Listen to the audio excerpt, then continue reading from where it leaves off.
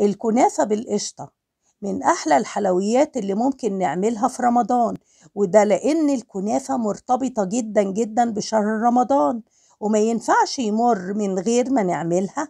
هنحضرها مع بعض بمقادير سهلة وبسيطة، وهنحضر الشربات بتاعها المظبوط، وهعرفك ازاي تعملي القشطة بتاعتها. تابعوا الفيديو للآخر لأنه مليان معلومات مهمة جدا جدا، ويلا بينا نبدأ.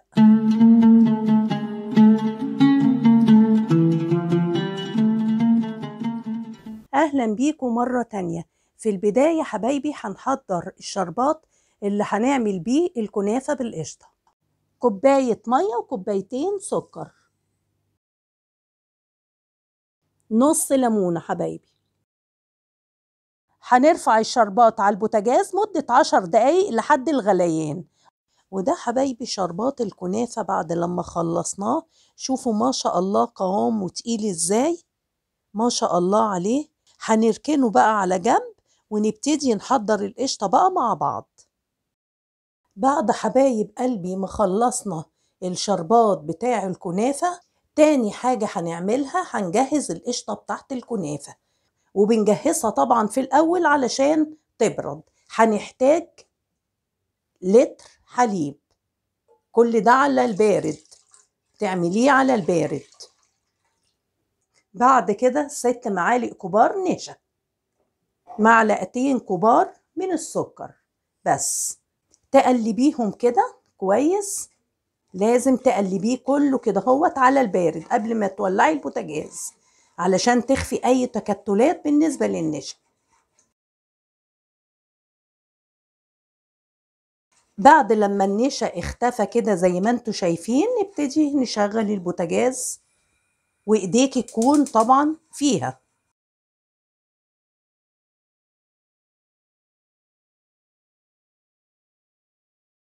تفضلي تقلبي لحد القوام ما يتقل منك. وطبعا في حبايب قلبي كتير بيسألوني على المقادير. المقادير طبعا كلها بتبقى في صندوق الوصف. أول ما تلاقيها تقلب بقت بالقوام دهوت، شايفين؟ تطفي بقى البوتاجاز. بعد لما طفينا البوتاجاز عليها طبعا لازم تسيبيها تبرد زي بالظبط الشربات بتاع الكنافة، ونبتدي بقى نحضر الكنافة مع بعض. لتحضير الكنافة حبايب قلبي هنحتاج لنص كيلو من الكنافة، وبتجيبيها قبلها وبتحطيها في الفريزر علشان تجمد. بتقسميها كده نصين وبتضربيها في الكبة ضرب ناعم. بعد لما قطعنا الكنافة زي ما انتوا شايفين، ندخل بقى على الخطوة اللي بعدها. هنجيب الكبة وننزل فيها بشرايح الكنافة اللي قطعناها مع بعض. بعد حبايب قلبي ما طحنا الكنافة بالشكل اللي انتوا شايفينه ده الناعم، نبتدي ننزل بكوباية من السمنة. ولو عندك بقى سمنة بلدي على الطعم بقى بتاعها بتبقى طبعا أجمل بكتير. ودي زبدة صفرا نوعها طبعا كويس جدا. أهم حاجة حبايب قلبي إن انت تبسيها زي الكحك بالظبط عشان الزبدة تغلفها أو السمن يغلفها. تفركيها كده هوت.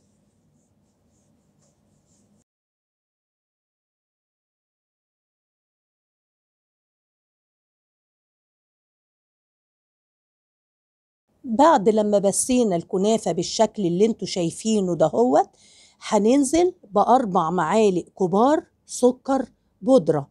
وطبعا احنا ليه بنحط السكر البودرة؟ علشان الكنافة تفضل مقرمشة معاكي. نبتدي نفرك الكنافة مرة تانية زي ما عملنا مع الزبدة.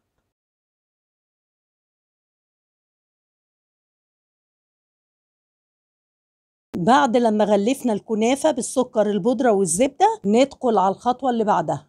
بعد كده حبايب قلبي هنجيب صينية مقاس 30 وننزل فيها بالزبدة زي ما انتوا شايفين كده هوت، وتدهنيها كويس في كل الاتجاهات. حوالي 4 معالق. ما تسيبيش فتفوطة في الصينية الا لما تدهنيها، علشان ما تلزقش طبعا منك في الصينية وانتي بتقلبيها. بعد ما غلفناها بالشكل الجميل ده اللي انتوا شايفينه، نبتدي ننزل بنص الكنافة اللي جهزناها مع بعض.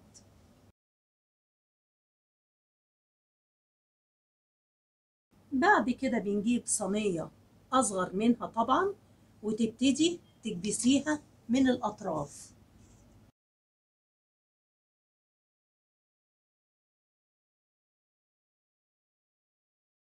بعد لما عملنا الكنافة وكبسناها بالصينية اللي انتوا شايفينها ديت، اللي انا وريتها لكم، وليها طبعا لازم تخلي ليها طرف.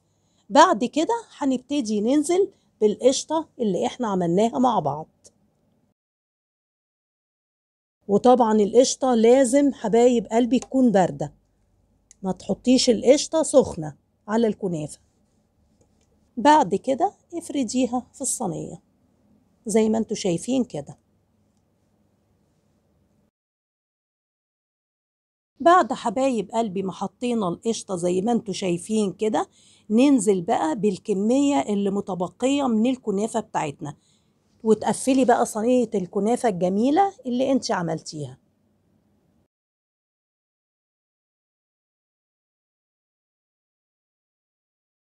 بعد ما حطينا الطبقة التانية من الكنافة وسويناها بإيدينا كويس كده، الصينية جاهزة معانا. هندخلها دلوقتي الفرن، ويكون طبعا الفرن مسخن مسبقا على درجة حرارة 200 في الرف الأوسط. أول ما نلاقي الأطراف احمرت وأخدت لون وانفصلت عن الصينية، نعرف إنها استوت من تحت. نقفل على طول ونشغل الشواية من فوق لحد لما تاخد لون. ودي حبايب قلبي الكنافة بعد لما خرجناها من الفرن، نبتدي بقى ننزل عليها بالشربات البارد.